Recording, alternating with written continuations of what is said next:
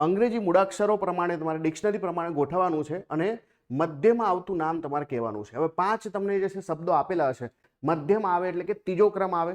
હવે જુઓ, અહીંયા આરએવી છે, અહીંયા આરએવી છે, અહીંયા આરએવી છે, અહીંયા આરએવી છે, આ આરઓવી છે, તો આ છેલ્લે આવશે, આ 5મા ક્રમે આવશે. તો ચલો એ તો કાઢી નાખીએ આપણે.